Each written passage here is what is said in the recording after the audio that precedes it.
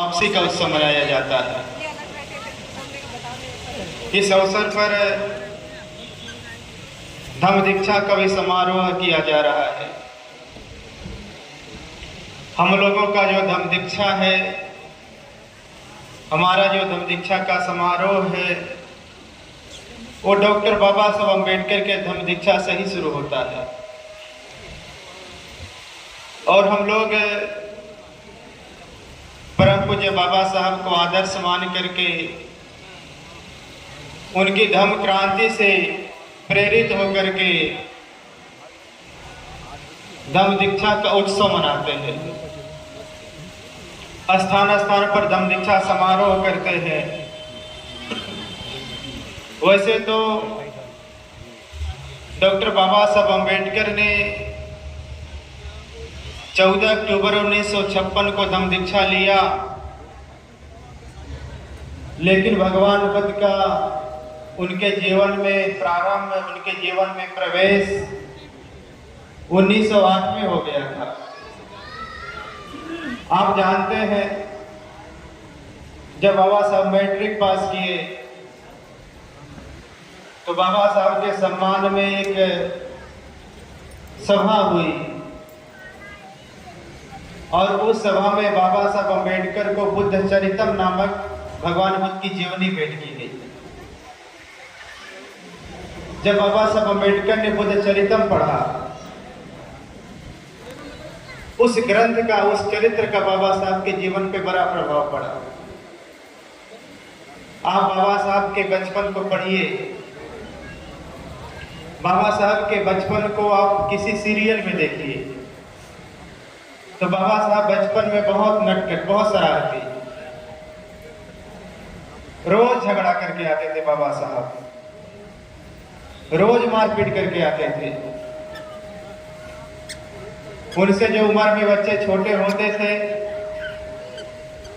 उनको तो मार करके आते थे, जो उम्र में बच्चे बड़े होते थे उनको गाली देकर के आ जाया करते थे। और अक्सर घर पे शिकायत आती थी। पिता राम जी राव बाबा साहब को हमेशा डांटा करते थे।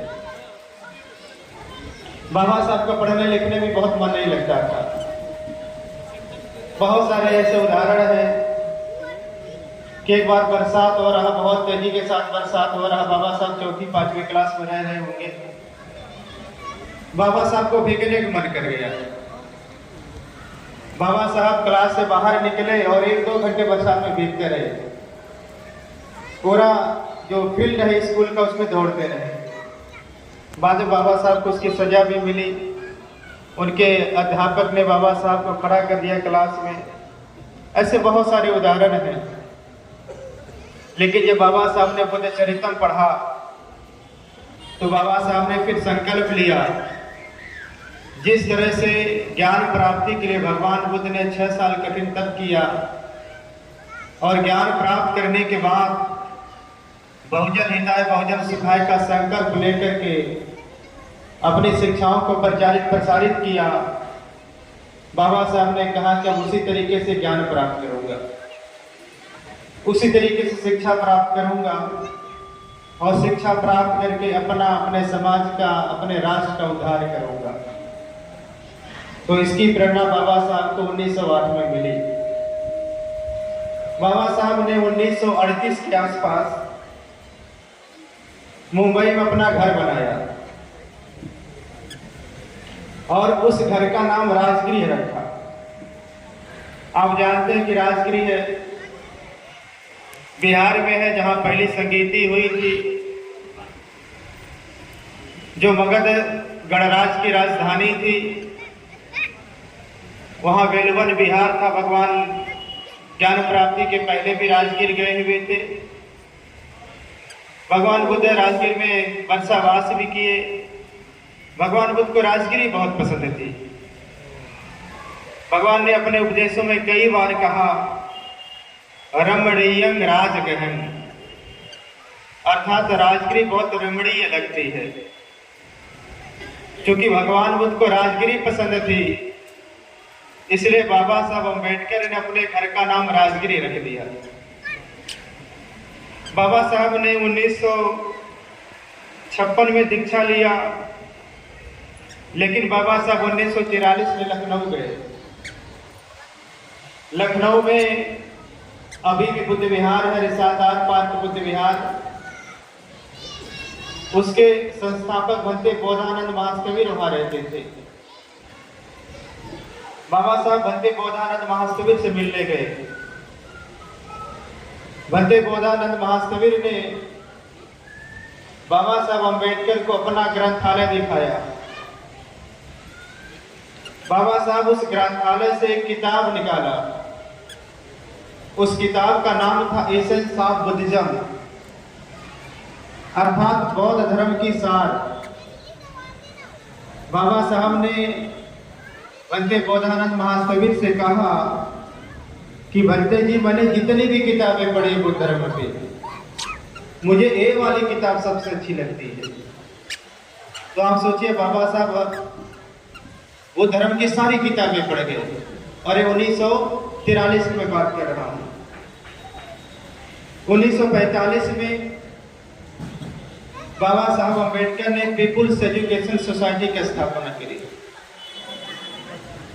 उस सोसाइटी का उद्देश्य था वंचित वर्गों के लिए स्कूलों, कॉलेजों और यूनिवर्सिटियों की स्थापना करना। बाबा साहब ने उसके तहत मुंबई में सिद्धार्थ कॉलेज की स्थापना करी और उस सिद्धार्थ कॉलेज में 2 भवन बनाए। एक भवन का नाम बुद्ध भवन है और एक भवन का नाम आनंद भवन है। सिद्धार्थ कॉलेज मुंबई में आज भी मुंबई के A ग्रेड का कॉलेज है। आप कभी उसको देख करके आइए। इसकी स्थापना बाबा साहब ने 1945 में करी। 1947 के आसपास बाबा साहब डॉक्टर अम्बेडकर ने औरंगाबाद में मिलिंद कॉलेज बनाया और उस मिलिंद कॉलेज में बाबा साहब ने नागसर नामक वन बनाया। और उस मिलिंद कॉलेज को बनाने का जो इतिहास है बहुत अच्छा है। बाबा साहब डॉक्टर अम्बेडकर उसमें बहुत बीमार थे।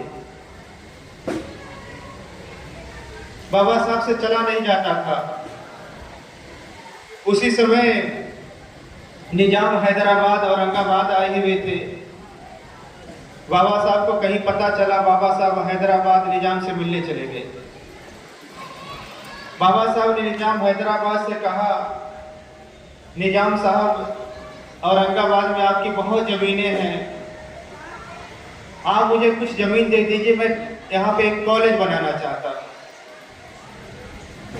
निजाम हैदराबाद जमीन देना नहीं चाहते थे। उन्होंने एक उपाय सूझा उनके मन में। उन्होंने देखा कि बाबा साहब चल नहीं पा रहे, बाबा साहब बहुत बीमार हैं। तो उन्होंने बाबा साहब से इससे मजाक में कह दिया कि बाबा साहब, आप जितनी जमीन पैदल घूम करके आए, मैं उतनी जमीन आपको दे दूंगा। बाबा साहब नानक चंद रद्दू से कहा कि नानक मुझे पकड़ो। बाबा साहब उनके कंधों पे हाथ रख करके उनके कंधों के सहारे से 5-7 घंटे घूमते रहे और घूम करके आए। कहा कि निजाम साहब अपना वादा पूरा करिए। निजाम हैदराबाद ने बाबा साहब को जमीन दी।